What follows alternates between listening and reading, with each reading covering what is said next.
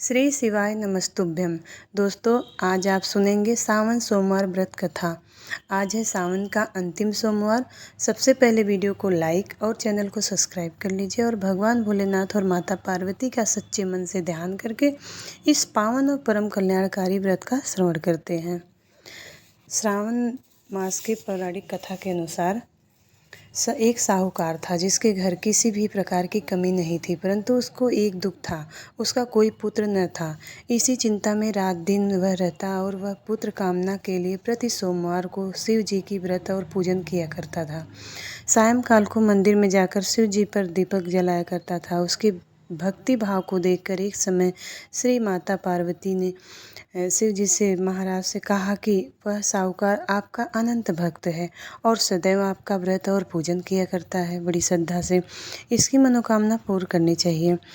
शिव जी ने कहा, पार्वती, यह संसार कर्म क्षेत्र है। जैसे किसान खेत में जैसा बीज बोता है वैसा फल ही काटता है, उसी प्रकार इस तरह से इस संसार में जैसा जो करते हैं वैसा ही फल मिलता है।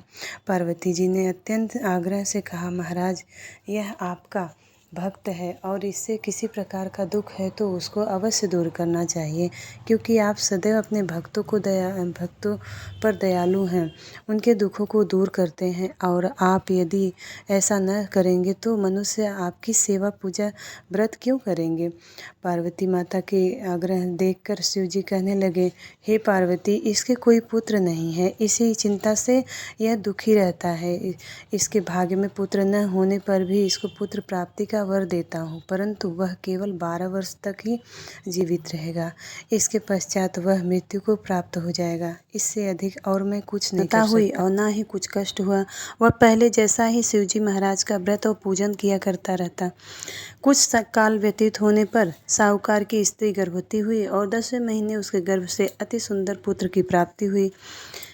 साहूकार के घर में बहुत खुशी मनाई गई, परंतु साहूकार उसको 12 वर्ष की आयु जानकर कोई अधिक प्रसन्नता प्रकट न की, न ही किसी को भेद बतलाया।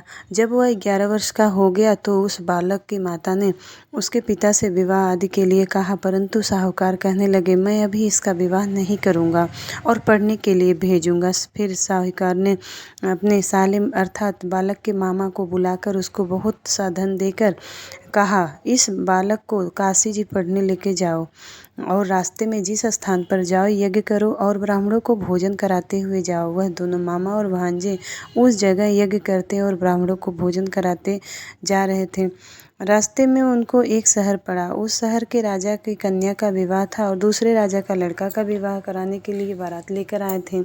वह एक आँख से काना था। उसके पिता इस बात की बड़ी चिंता थी कि कहीं वर को देख कन्या के माता पिता विवाह में किसी प्रकार की अड़चन न पैदा कर दें। इस कारण जब उसने अति सुंदर सेठ के लड़के को देखा तो मन में विचार किया कि क्यों न ढुकाव के कपड़े पहनाकर इसको विवाह के लिए ले जाया जाए।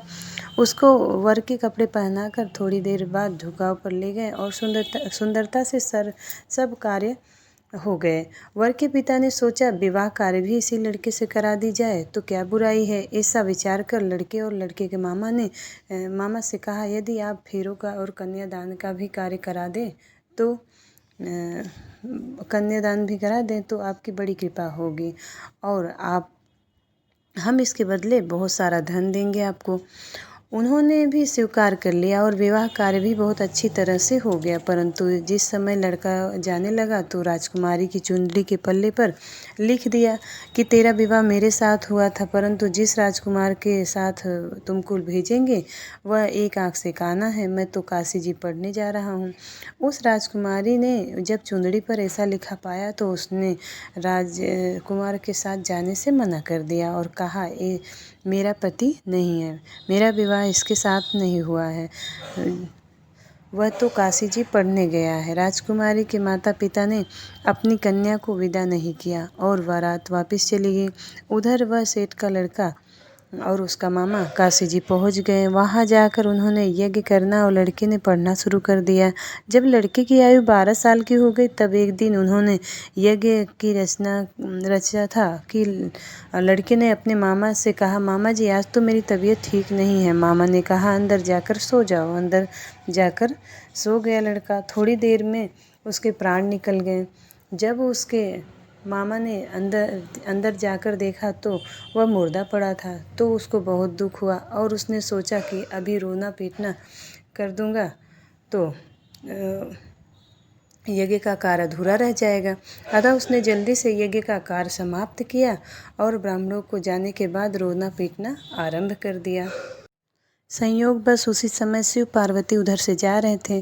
पार्वती जी कहने लगी, महाराज कोई दुखिया रो रहा है, इसके कष्टों को दूर करिए। तब शिव जी बोले, इसकी आयु इतनी ही थी सो भोग चुका। पार्वती जी ने कहा, महाराज कृपा करके इस बालक को और आयु दे दीजिए, नहीं तो इसके माता पिता तड़प तड़प के मर जाएंगे। पार्वती जी के इस प्रकार बार बार आग्रह करने पर शिव जी ने उसे जीवन दान दिया और शिव जी की कृपा से लड़का जीवित हो गया। शिव पार्वती कैलाश चले गए। तब इस प्रकार यज्ञ करते हुए लड़का व उसके मामा घर की ओर चल पड़े।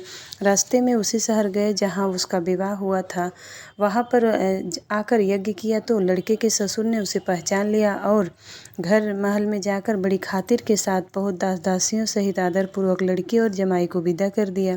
जब वह अपने शहर के निकट आया तो मामा ने कहा कि मैं पहले तुम्हारे घर जाकर सबको खबर करता हूँ। उस समय लड़के के माता पिता अपने छत पर बैठे थे कि उन्होंने यह प्रण रखा था कि यदि हमारा पुत्र सकुशल आए तो राजी खुशी से नीचे उतर जाऊंगा, नहीं तो छत से गिरकर अपने प्राण खो दूंगा। इतने में उस लड़के के मामा ने जाकर समाचार दिया कि आपका पुत्र आ गया है, परंतु उनको विश्वास नहीं आया।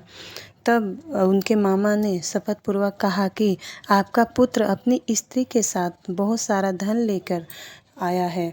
तो सेठ आनंद के साथ उसका स्वागत किया और बड़ी प्रसन्नता से रहने लगे।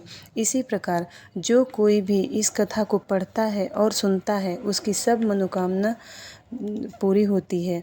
और शास्त्रों में लिखा है कि जो स्त्री पुरुष इस व्रत को विधिवत व्रत करते हैं और व्रत कथा सुनते हैं उसकी सभी मनोकामना पूरी होती है। जिस प्रकार उस साहूकार की मनोकामना पूरी हुई भोलेनाथ, वैसे ही सभी भक्तों की मनोकामना पूरी करना।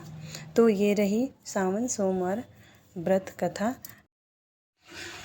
अगर आपको वीडियो अच्छी लगे तो वीडियो को लाइक शेयर सब्सक्राइब जरूर करिएगा। मिलती हूँ अगले वीडियो में, तब तक के लिए नमस्कार। ओम नमः शिवाय।